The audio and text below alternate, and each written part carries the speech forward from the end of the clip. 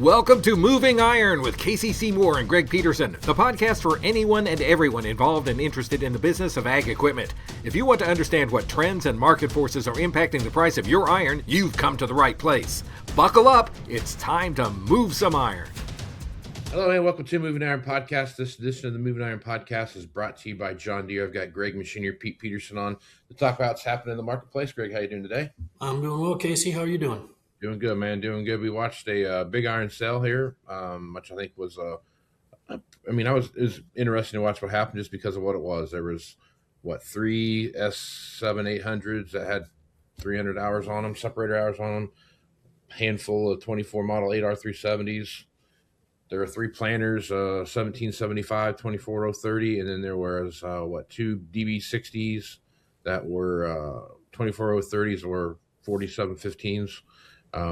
That were kind of split row stuff. So there was some interesting stuff on there. Very late model stuff. There's some, very late model stuff. So I think it was interesting one to watch. My 2 cents. I mean, if I was selling that stuff and I saw the numbers that came across there, I would feel. You always want more, but I would feel pretty good about what those numbers came through. We saw those combines settle in at 474-ish, something like that, kind of on average between all three of them. Yeah, they went 471, 350, 474 and a quarter, 473 and a quarter. Okay, so 473 then. That's kind of a washout. So, I mean, for what they were, you do the math on that. That was a $652,000 combine.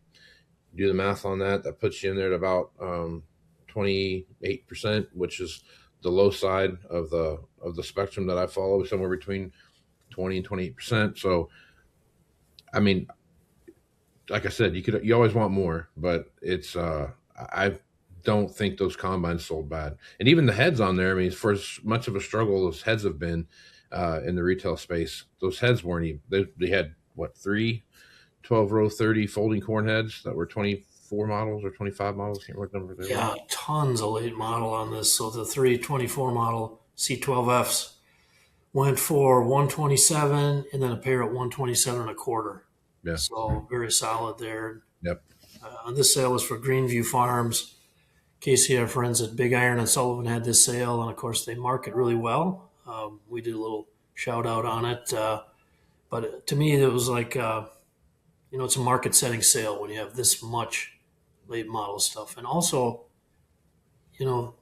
tracking auctions all these years, it can be a little challenging when you sell 3 25 model S7 800s. It's not like you're selling one, you got 3. Yep. And 4 24 model 8R 370s, a pair of 6R 145s. You mentioned the planters. At 4 21 model Brent 1196 grain carts. So the volume was what was really interesting to me. And like you say, to see how the prices hold up.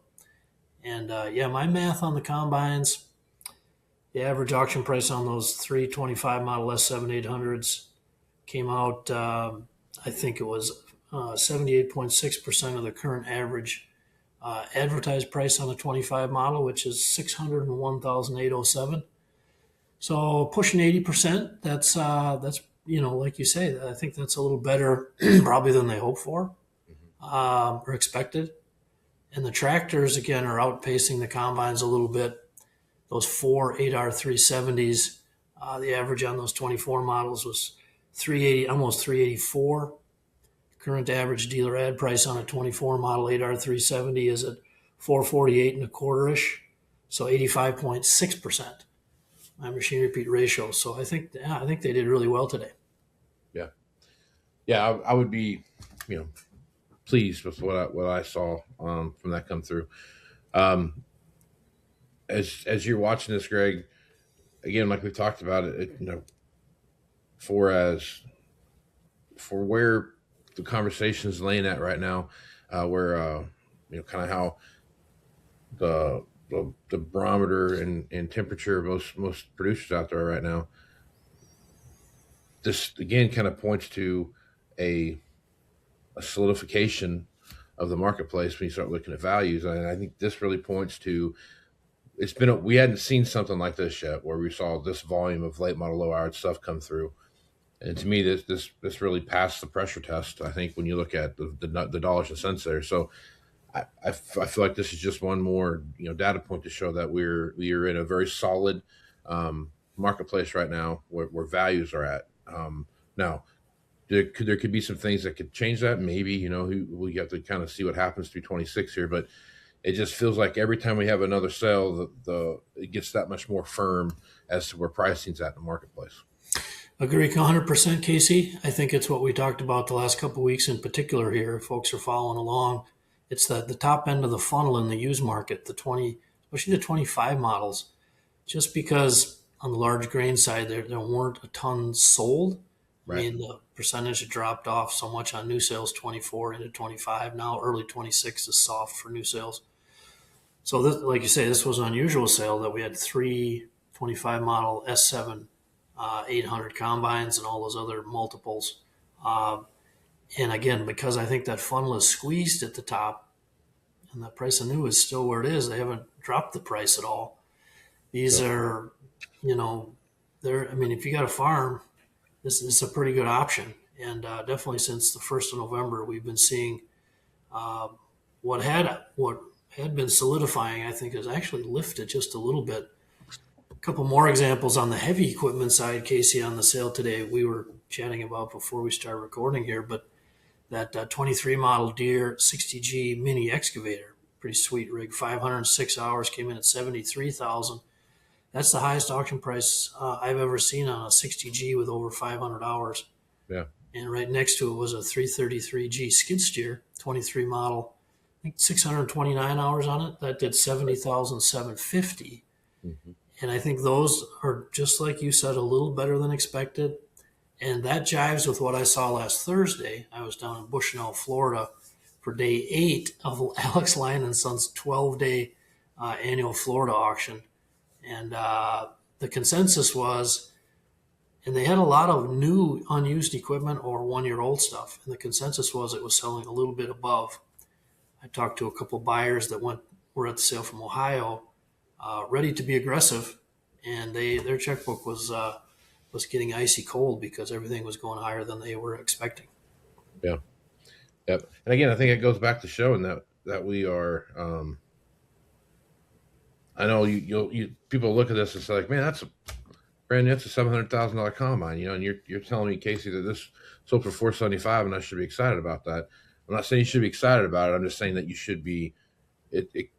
My expectations when I saw this is like, man, these have a really good chance of coming in with a 3 in front of them, if not slightly over 4.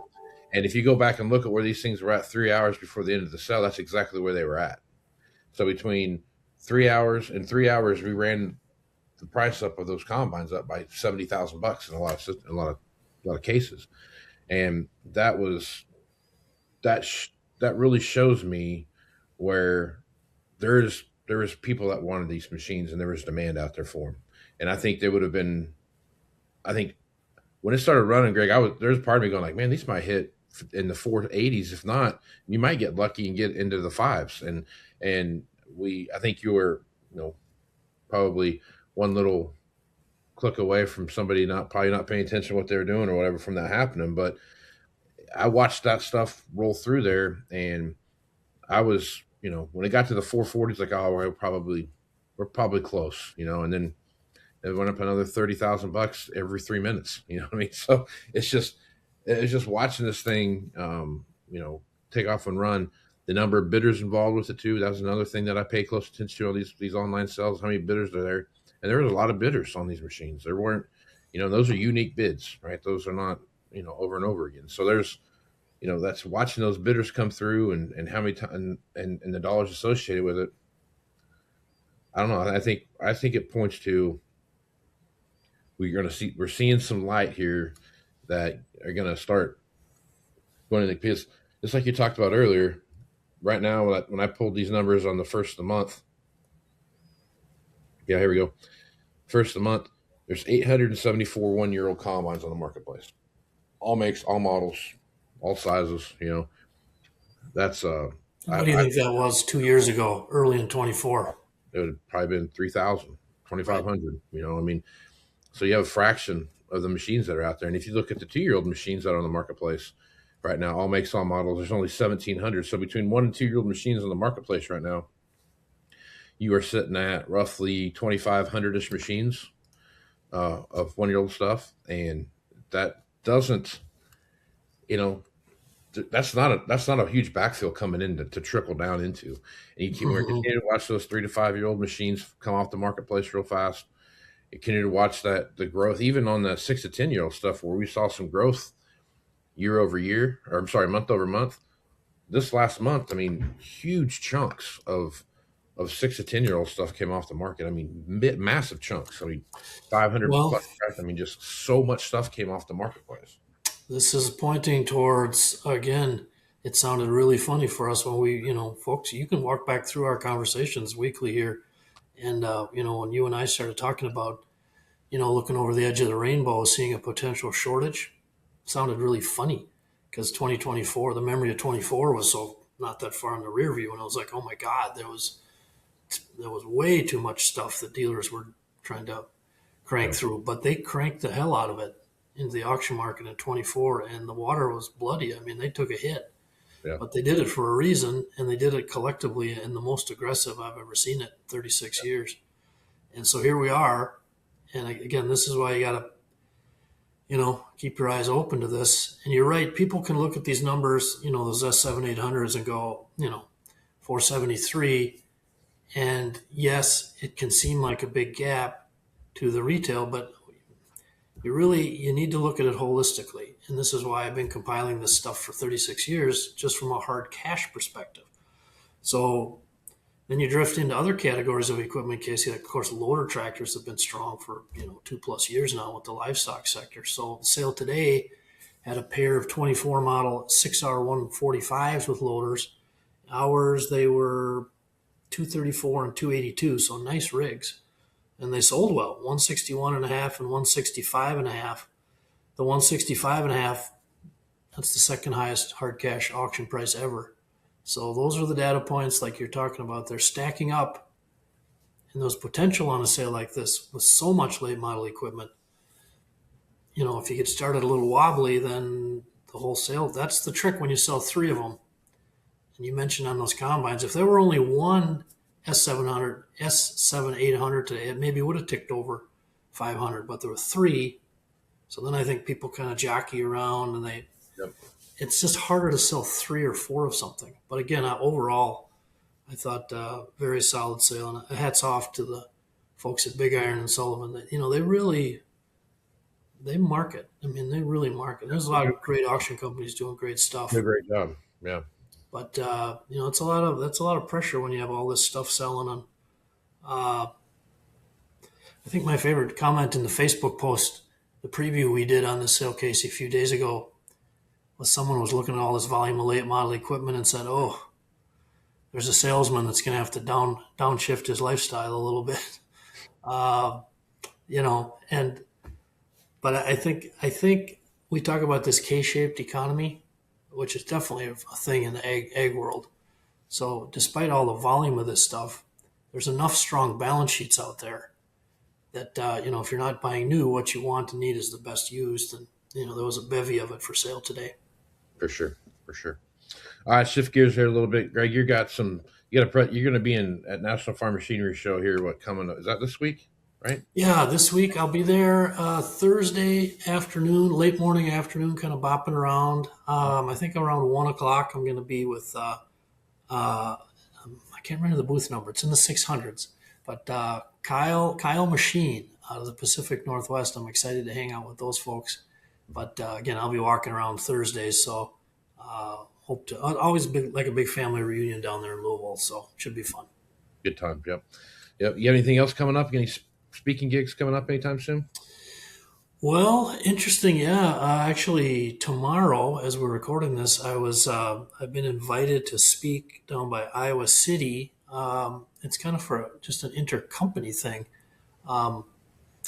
It's for a company that makes molding for a lot of the cabs, actually, that all the manufacturers use. It was a guy from my hometown of Benson, Minnesota, Corey Clausen, reached out. He had a company called Rotomold that was purchased by this company. So I'll be down there talking tomorrow. That should be fun.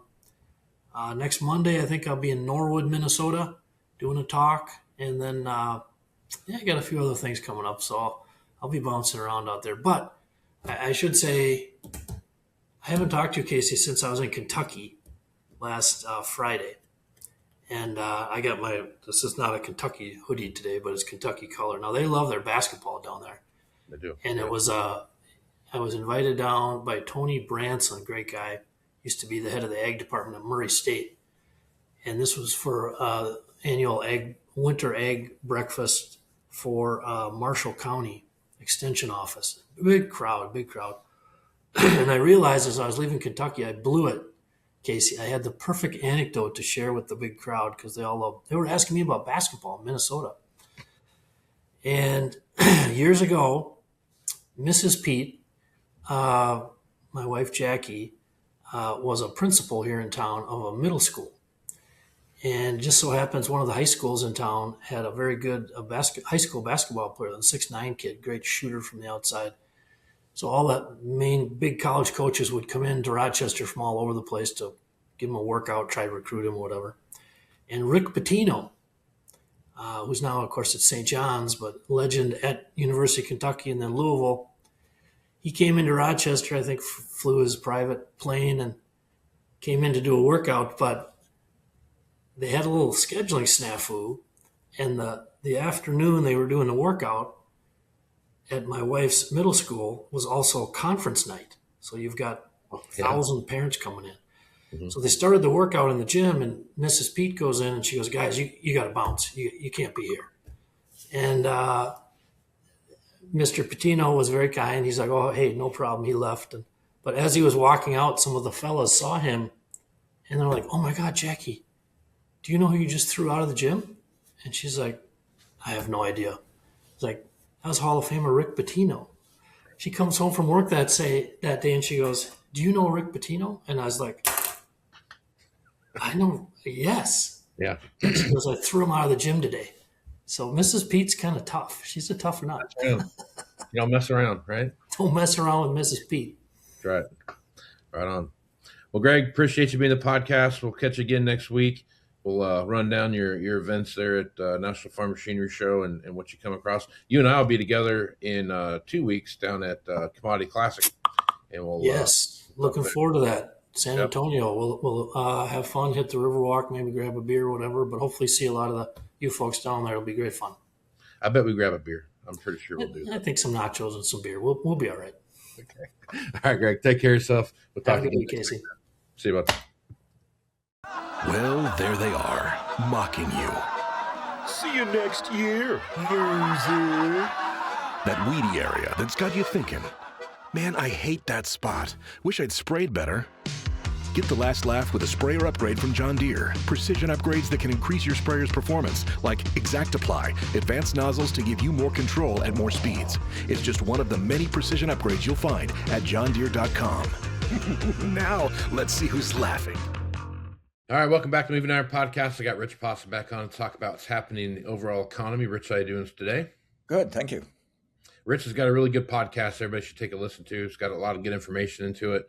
There's some quick hitters out there on the free side, but there's also a subscription base to that. So, Rich, talk about your podcast and what people can expect to see when they listen to it.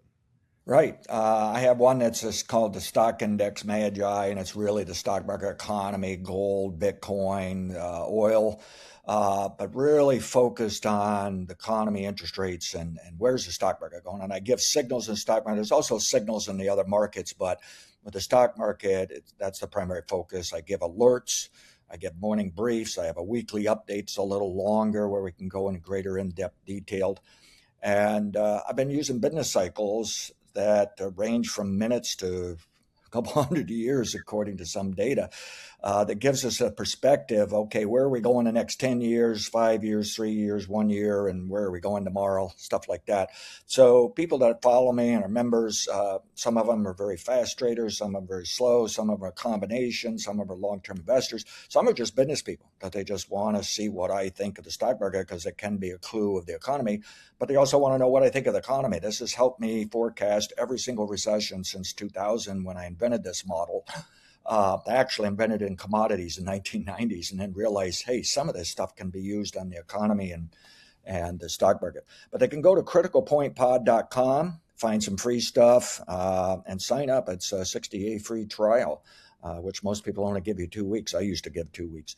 But designed a brand new website here last year, and I said I'm going to change the subscription a bit, and I'll change the free trial, and you can cancel anytime. And there is a subscription just for the grains. I call it Commodities by Rich Possum, but it's just corn, wheat, and soybeans at the moment. If you want the other commodities, you got to really be over in the stock index subscription, and you can get both subscriptions as well. But if they ever want to email me questions, even if you got to tell me something you don't think you're in agreement with me, criticalpointpod@gmail.com. Okay. All right. Good stuff. Check it out. Rich has got some really good stuff out there. And do you still have those quick 5-minute one morning brief type things on? I tell you what I'm doing. The morning brief goes a little longer at times, but the first 5 minutes, I'm trying to keep it as a snapshot for people who are very comfortable, the different type of signals I have. So I can get right to it saying, hey, it's going up 2% and down 1%. Have a good day. Talk to you later. Okay. But I then extend it beyond that where I review everything again, put my own opinion in along with the model opinion. What's the news today? And that I could stretch it out a little bit longer. But even the weekly update, that first 5 minutes gives everybody a quick snapshot. If they got to run, they can get in and out of there and they know. If they need more information, it's there in the same podcast. They just watch it longer, right? And then alerts might be in those morning briefs or weekly update, but they can be at any time during the day. And that makes it easier. If I see something, I don't have to talk about it much.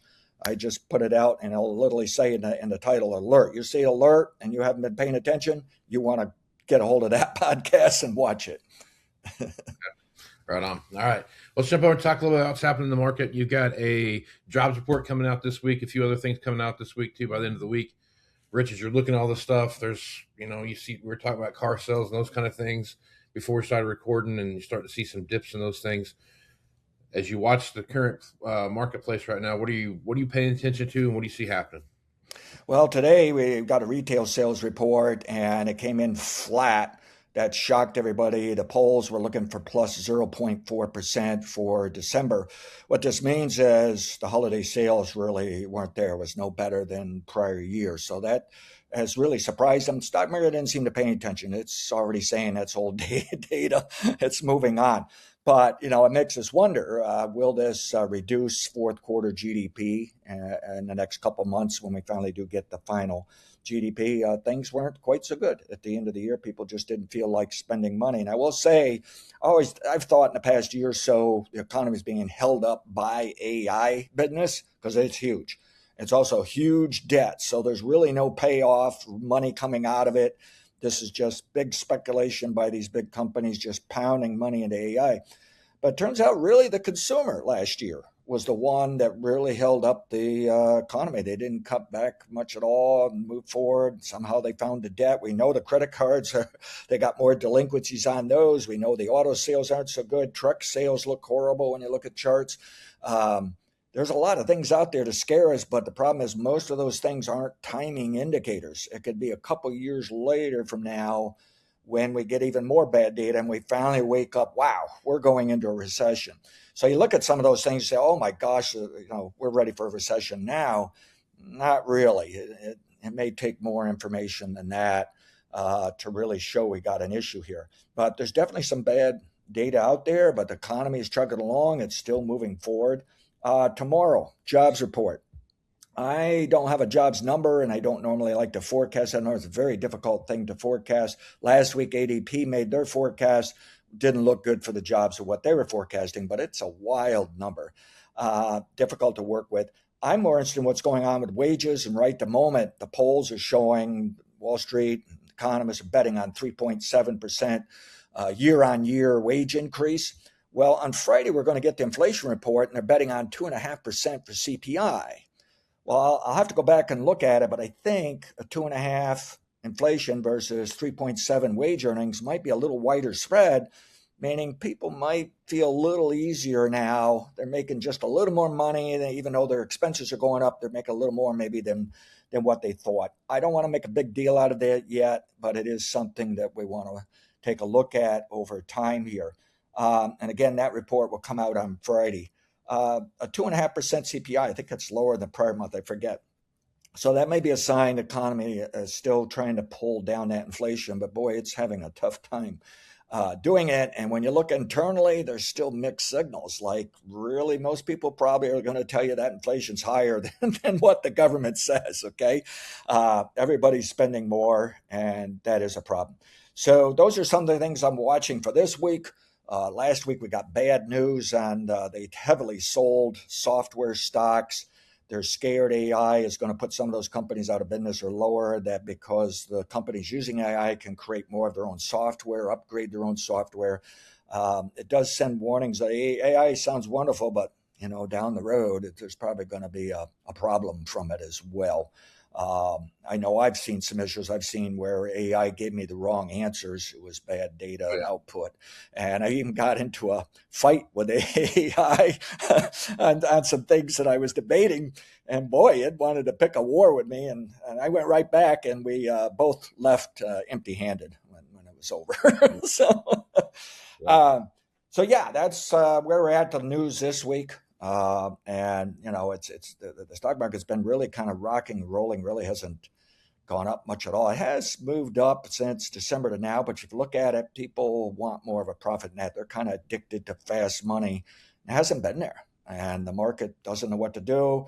And I'm concerned the closer we get to the midterm elections, the stock market won't really want to do that good, might even sell off quite well going into midterm elections. I also thought in December we were getting evidence businesses had been holding back earlier 25, even if they were pro-Trump, they were worried, where are we really going? They weren't hiring, they were laying off. In December, it looked like maybe they're done with that. Well, late January, we suddenly got news, boy, they're back to laying off. I don't think they're going to dare grow their businesses by large amounts until we get this midterm election out of the way. So we want to consider that of how upsetting will that be to the American people as well as to something like Wall Street and the stock market. Okay. One of the things we were talking about before we got going here was some of the stuff that you watched that you made a comment that said some of the stuff that you're seeing that Wall Street tracks is acting completely out of sorts from what they would normally act. What do you mean by that, and kind of explain what you see in there? Well, most of this data we're all watching to figure out where the economy's going, where's the market, business is going. You learn that it has a repetitive behavior. And so you design rules, and that allows you to forecast. And what we're seeing is this data is getting kind of sloppy. And when you start combining different types of data to figure out where are we going as an actual nation, it's a bit fuzzy right now, okay? And again, I think it's just because business doesn't understand where are we really going in this country with everything that's going on, because Trump is doing so many things. And there's just things that we're just not used to, and it's going to be a bit tricky. One thing I would like to consider is the SOM rule recession indicator. Well, it started flashing recession coming last year. Well, I already knew we were due for a type of like miniature recession. I wasn't that concerned, but I knew it could scare us. And you could see it actually worked on the job side. It was correct, and the stock market eventually got a little worried over that. But we didn't go on to a recession. And we may still this year next, but recession could wait a little later than that. But here's an indicator that's had a very fine track record, and now it's a bit, wonkish, that it's saying we should go there, but we're not seeing the evidence it has. There's an indicator by the NBER group. They have a basket of indicators, very well known, been around, seems like forever. And their indicator's been flashing recession for 3 years. Well, that's extremely unusual for that indicator. It ought to be right within about 6 months to a year. 3 months, now I'm wondering, well, is this indicator not working? Is it ever going to work again? Just a lot of shifting around of what's going on in this country, as well as this country related to other countries.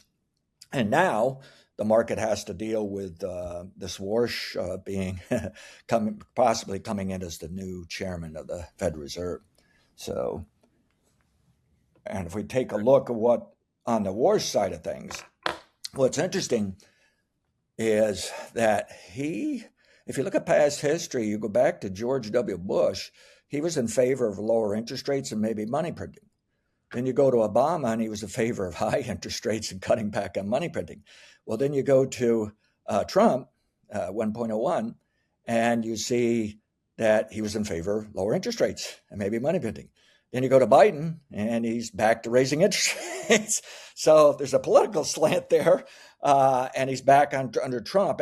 But overall, people feel that he feels as though the Federal Reserve over this past couple of decades never should have printed the money that it did. So they assume he'll be a bit hawkish on that. Interest rates, they assumed he was going to be hawkish, but he's changed abruptly now that Trump has picked him. He is saying he would probably lower interest rates. So if he lowers interest rates, what he may do, and Trump may not particularly care for it, he may come in and start cutting back on this money printing.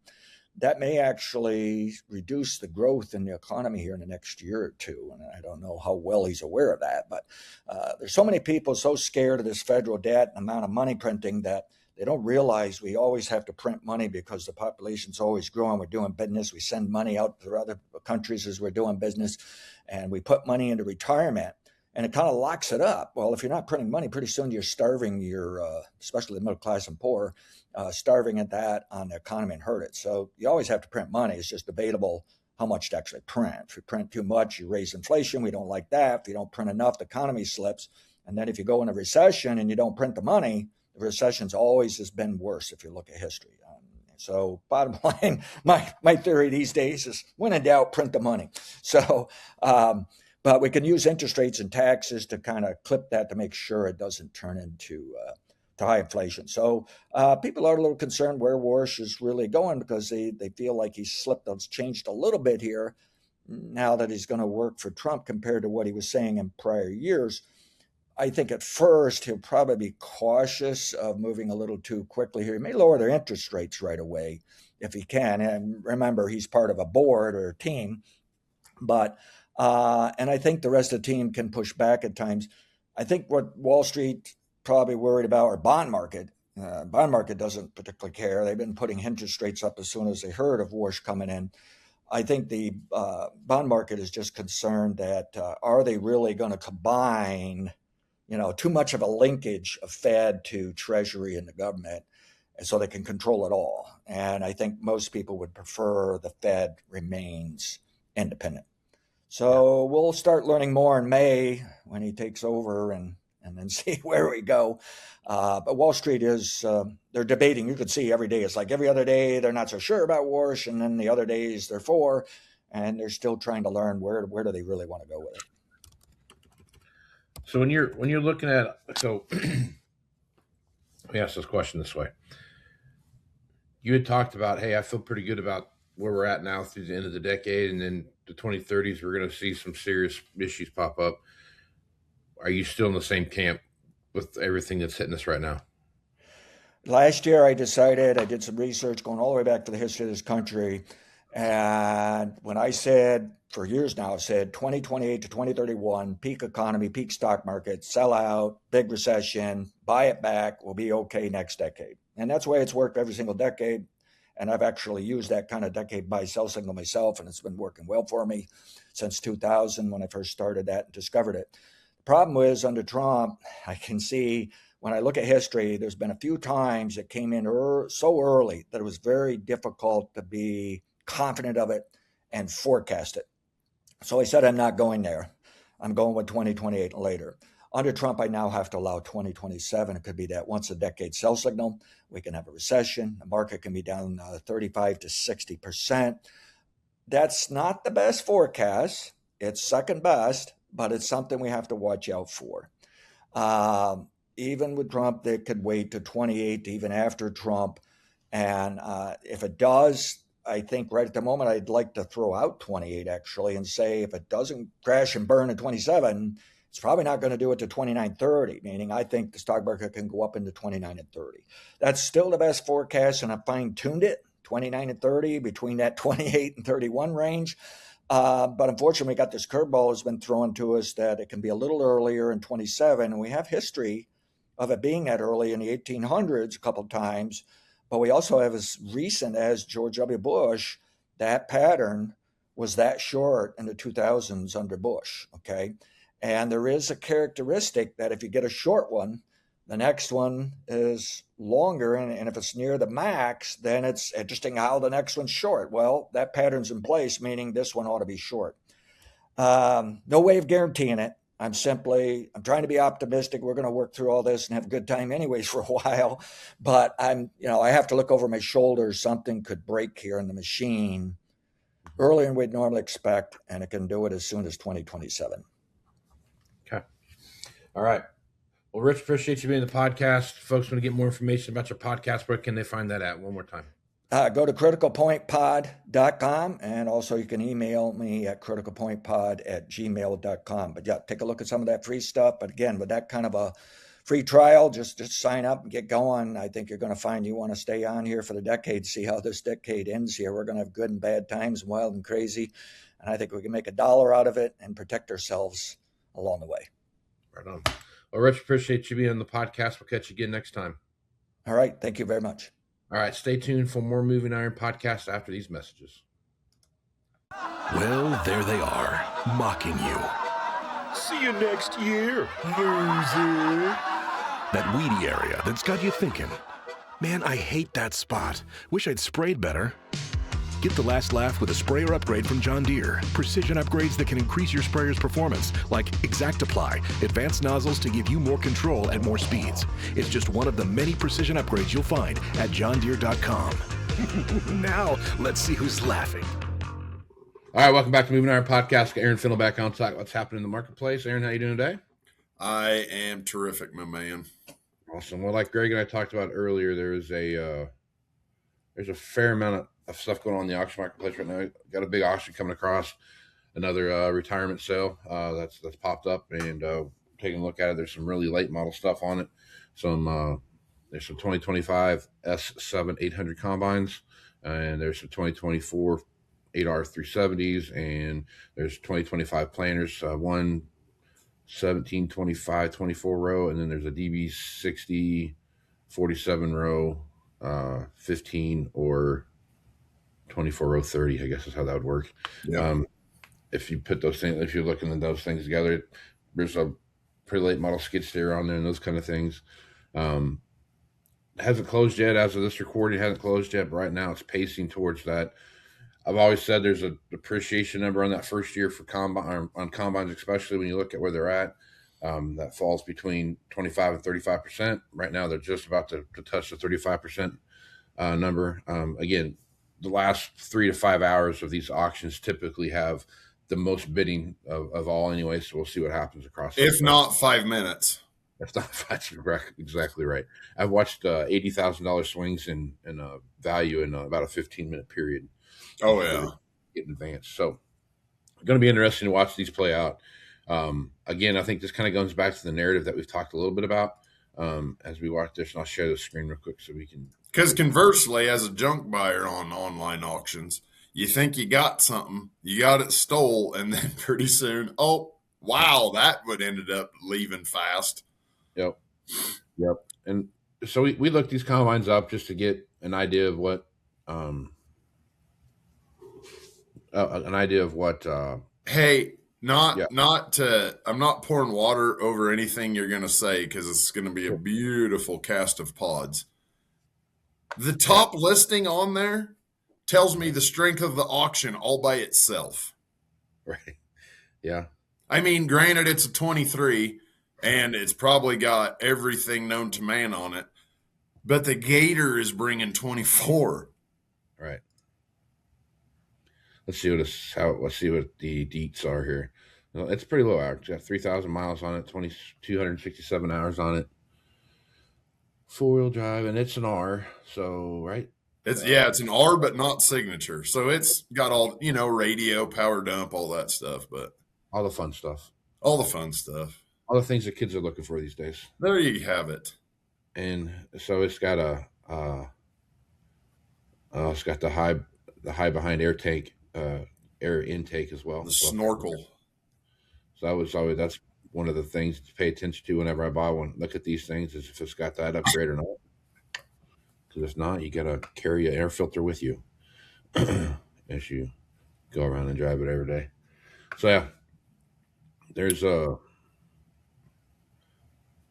there's some stuff on here, and I think what I am what I'm most interested in, though, obviously, are these combines right here to see what they sell at. I'm also interested in these tractors, right? So I think there's 5 or 6 8R370s, this 2024 9R440, where they go at and what they look like. So these 8R370s are kind of tracking with what we've seen other machines sell for right now in that mid to low threes. Right. And it's tracking along there. We got 500-hour machines, those kind of things. So it's not out of range. This loader tractor right here, a 145, might be just a little bit smaller than some guys might be looking for, just because it's not over that 150 mark, but it's going to fit right in there with a lot of cattle buyers, or I'm sorry, cattle producers, hay producers, guys looking for loader tractors, feed stuff like that. It's going to fit in there. It might be just a little bit on the small side, so it'll be interesting to watch that. But it's bringing that 100. Oh yeah, range, so. 140, 145 still extremely popular in livestock sector. Yeah, yep. 24-0 planter with markers, ladies and gentlemen. Yeah, it's Exactamerge. Let's see. Fertilizer. It is PTO generator, hydraulic downforce, pneumatic road cleaners. It's got everything you want, fellas. Yep. Wired for AutoPath. There you go. All right, so there's that one. And I think the other one that the one. Go back up a minute. Is there 3 seed tenders on that auction? Yeah. They looked like 3 Unverfirth seed tenders. Yep, there are.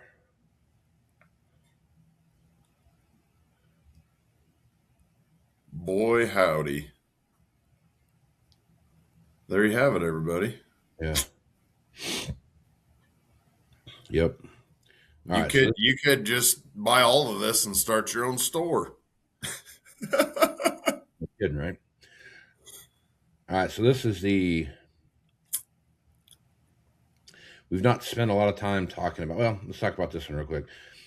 It's 333 compact loader. It's a 2023 model. Right now it's at 61.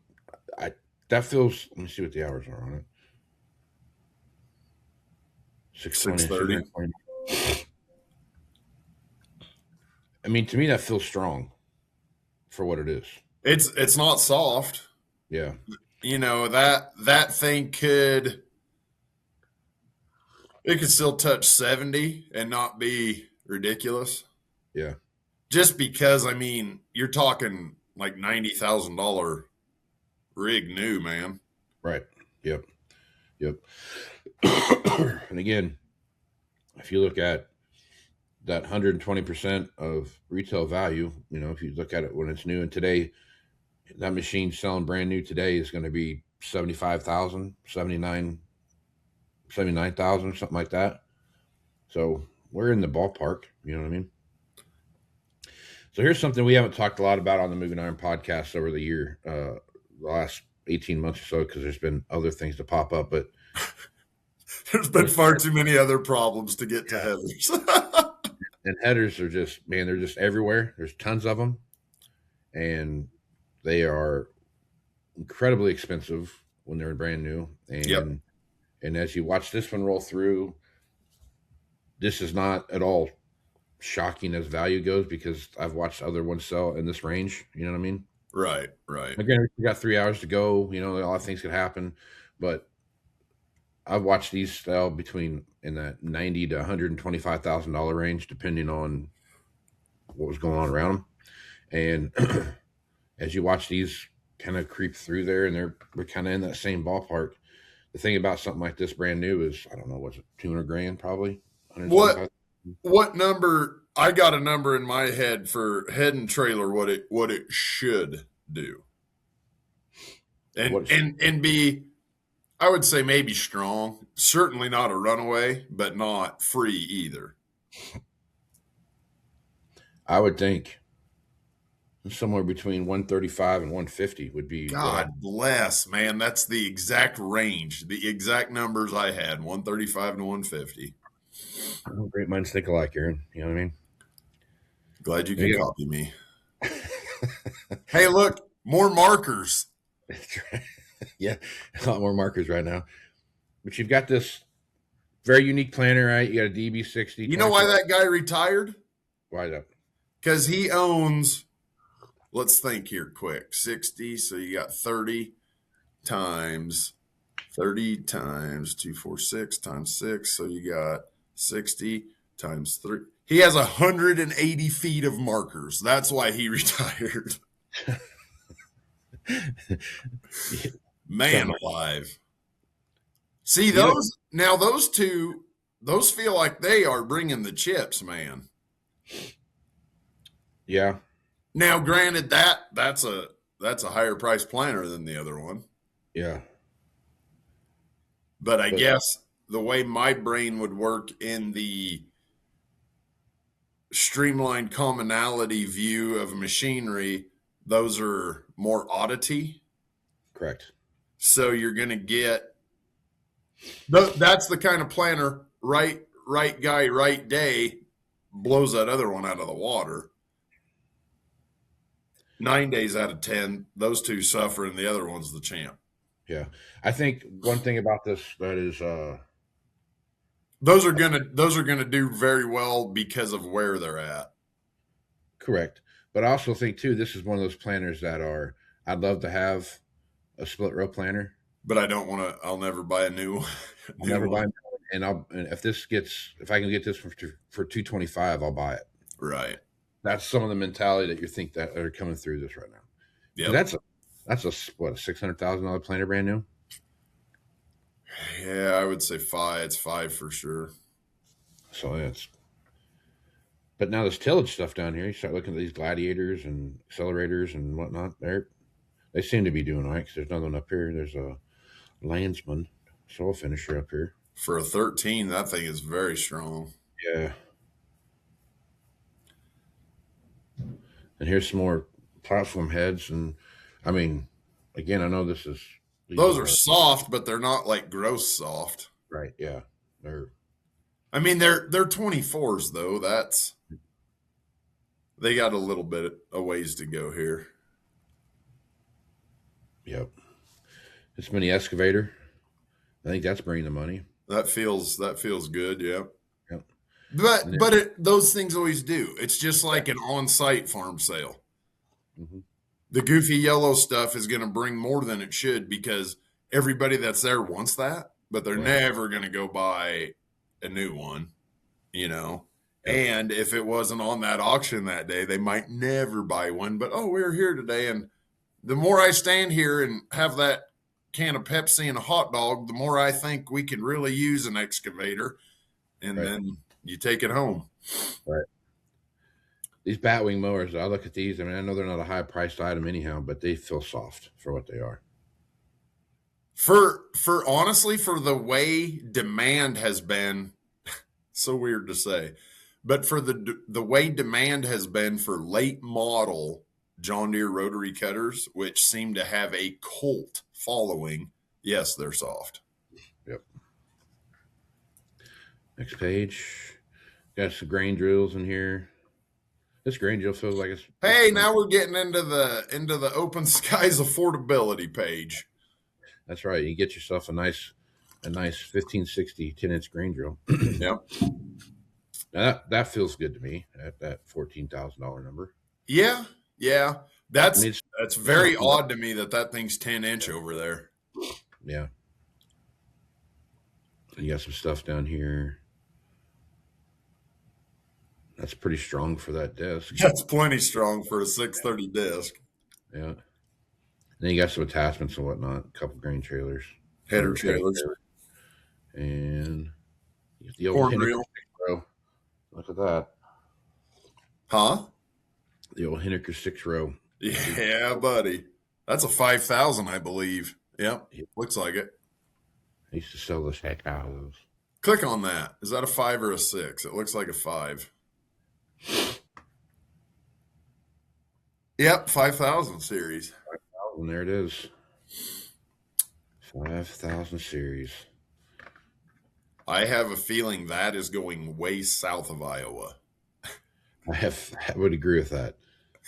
Perhaps maybe the second or third level on a truck.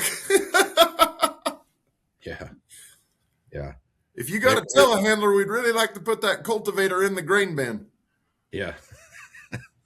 Right. Here's what everybody needs: a 2-row planter. Absolutely. Food plot, sweet corn, have at it. That's right. See how long you can make 1 row go. There you go. Then you got your hotsy down here at the bottom. All right. So I think overall, if you go back and look at what's happening here, again, these are, no one's bid on these since we've been looking at them. So it kind of shows you something, but still early. And I think there's some, I'm not going to sit here and tell you that I think these are coming out of the park and just hitting home runs, because they're not, but they're on the low end of where they should be, I guess is what I'm saying. For what they are, they're a total buy right now. Right. For what they are. Yep.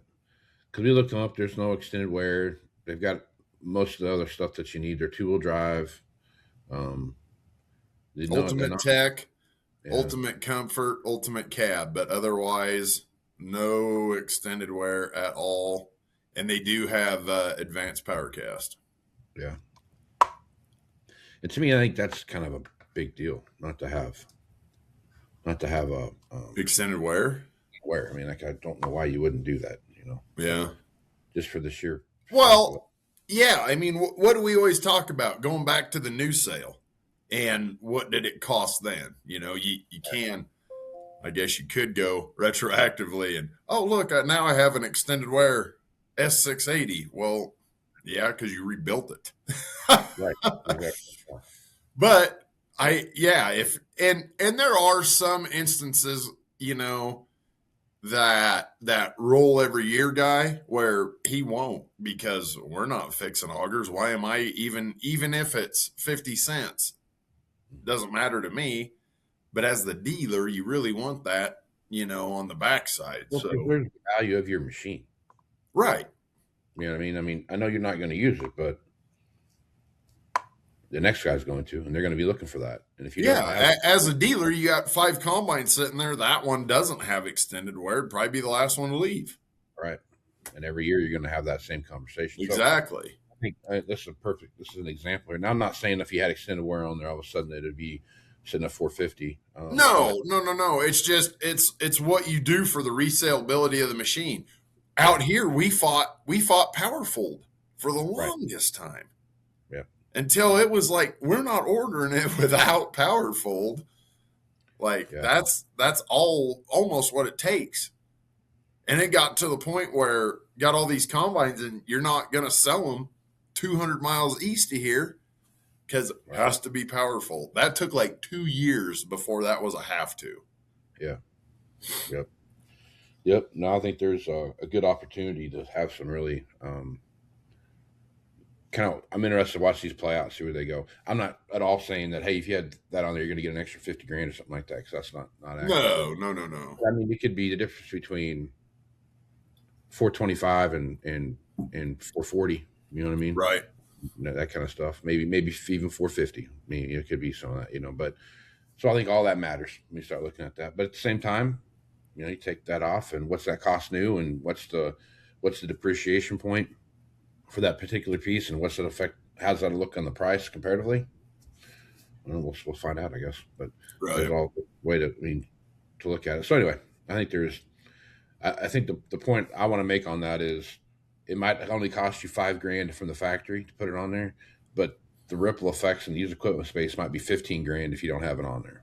Right. And that's some of the stuff that when you're looking at some of these options, do a little research on your end. Like, what are you seeing machines like that sell for in your area that have the specific option that they're telling you that they want to have on there? And I think that makes a big difference in what's there, just because, you never know. I mean, great example of this back in way back when we first started moving stuff all over the country. You started looking at spreader combines versus combines with choppers on there. And that particular option was, at the time, from the factory, it was like a $15,000 or $20,000 option, right? Yeah. But on the used equipment space, it was a $50,000 or $60,000 spread on those machines, what you could sell them for. It was at least 30 because it cost me 30 to put a chopper on. Yeah, but I'm just saying, like, what the you could sell a machine for almost 50 grand more with a chopper already on it than you could with a chopper that I only had a spreader. And I think that was the that was a real driving factor with that. And I think, somebody's probably watching this going, hey, in my area we don't need chopper. We're primarily wheat. We use stripper heads, and we don't need the horsepower. Stripper wheat and corn. Right. And I'm like, okay, well, I hear you. Makes sense. I'm not arguing with you what you're saying. That's specific to your area. And once you start looking beyond that area, when your area becomes flush with that specific kind of machine, and there's no place else for it to go, you might have a great market, overall have a great market on average, but your one area might be struggling because there's so many of that one thing that it's choking the marketplace in that area. So don't be afraid. If you have multiple combines, maybe you get one like that and you get one something else, but I would always set my combine up to where I could sell it in multiple places and not just where I'm at. Exactly. And the reason for that is it opens doors and it gives you more opportunity, and you have an opportunity to sell it for more. And I think that's a key factor in when you're looking at your machinery. Don't be afraid to take a look at the options that are selling across the country. Right. And I'm not saying go and golden hammer your combine. I'm not saying that at all. What I'm saying is go out and take a look at the movements of where they're moving at, what things look like, and then take that and stretch it over into something different. So I think that makes something you really should take into consideration when you're looking at how you're going to spec out any machine, combine, whatever it is. Just any machine, might take a look at it. Oh yeah. It just my brain's been going through the little oddities that out here we have fought, starting with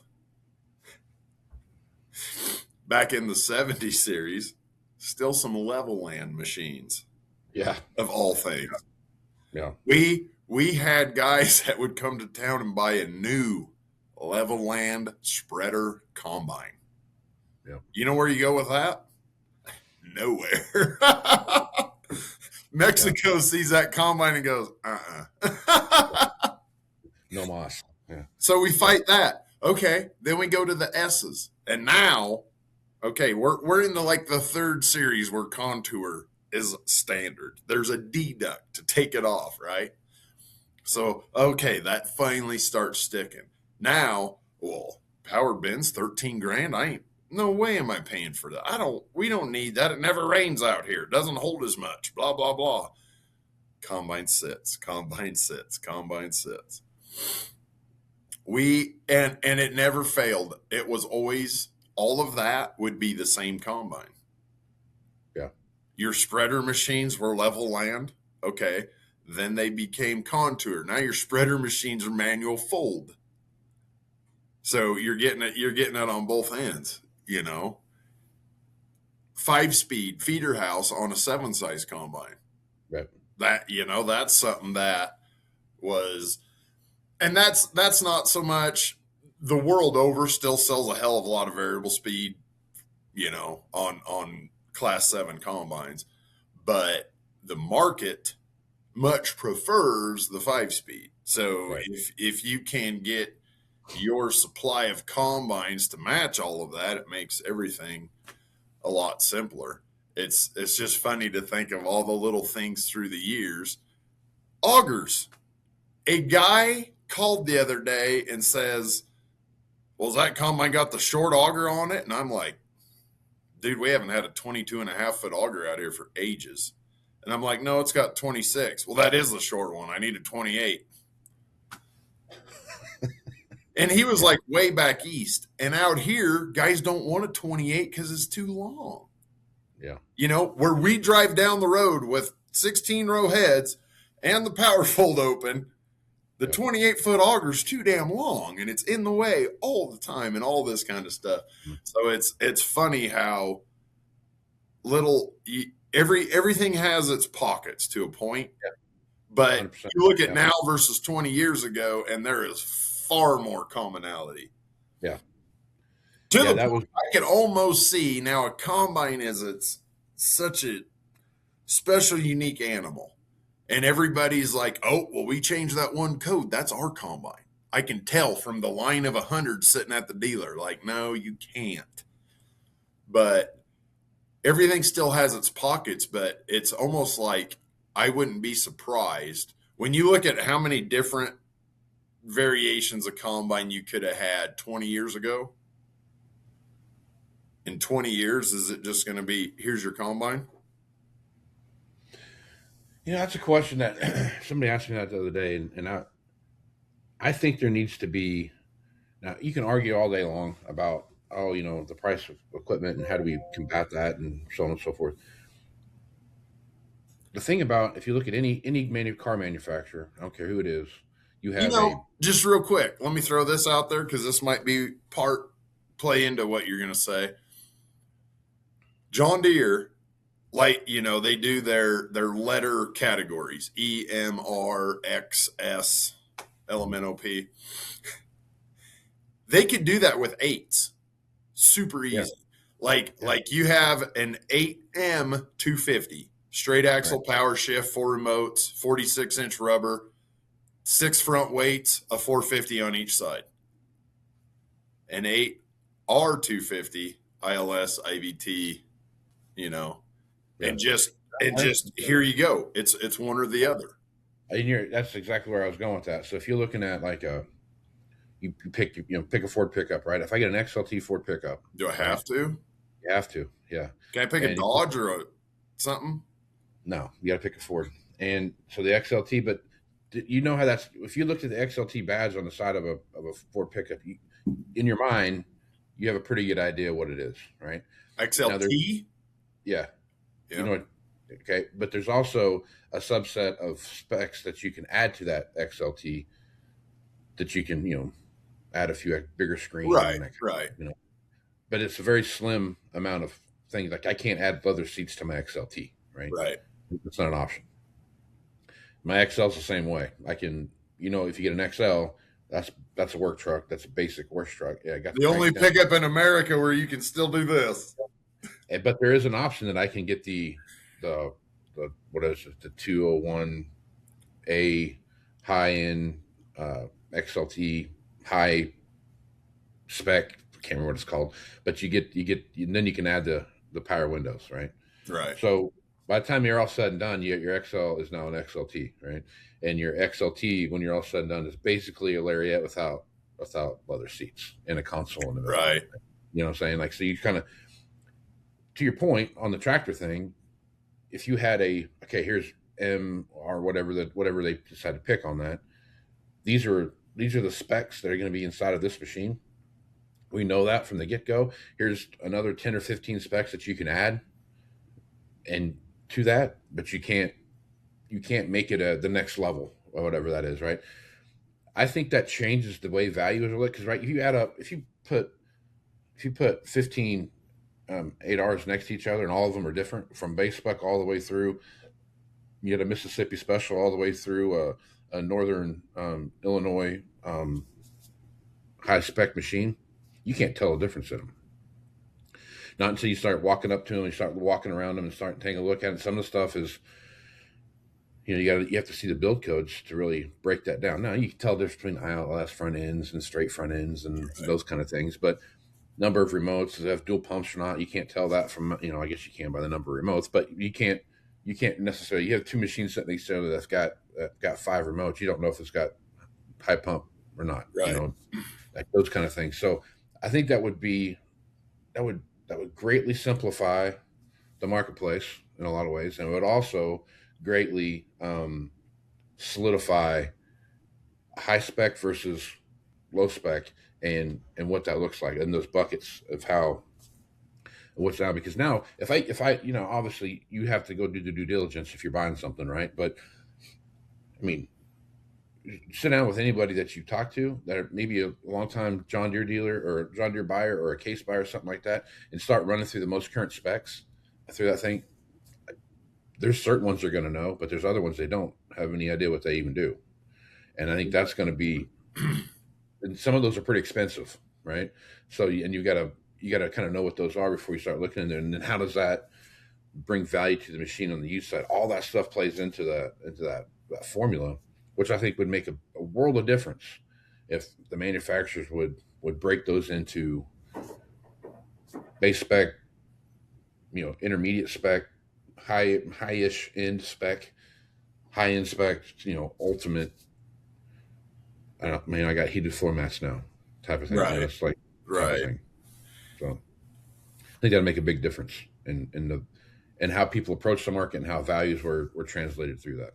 It would. And then you have 3 guys that absolutely insist on an ILS power shift, and the squeaky wheel gets the grease, and then, well, that didn't work. We got to offer everything on every tractor, and here we are. That's why you have a different grade. I mean, that's here we are. That's right. All right, man. Good place to stop. Aaron, folks want to reach out to you, get more information about what you know over at High Plains Wholesale. What's the best way to do that? Well, we have High Plains Wholesale video specials and whatnot. High Plains Wholesale has a Facebook page and a TikTok page account, however you call that.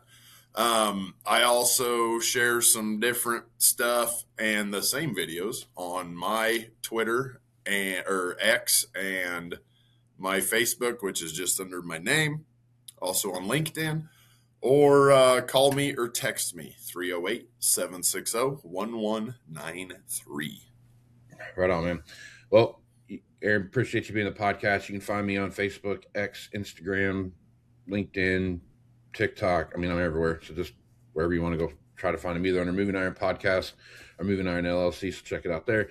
You go to Farm Journal's website at AgWeb, and you can see listen to the audio version of this on their podcast section. You can also go to Farm Journal's YouTube channel and see the video version that's there as well. All right, I want to thank Aaron Fennell, Sean Hackett, Rich Posson for being on this edition of Moving On podcast. Also, Greg Peterson and I breaking down this latest auction here. So that'll be a good listen for anyone that's out there. So check that out. Hope to see you guys next week. So with that, I'm Casey Seymour, Smooth Iron, folks. Out. Thanks for joining us. We'll see you again next week. And remember, Moving Iron is available on Farm Journal's YouTube channel and anywhere podcasts are found. So until next time, let's move some iron.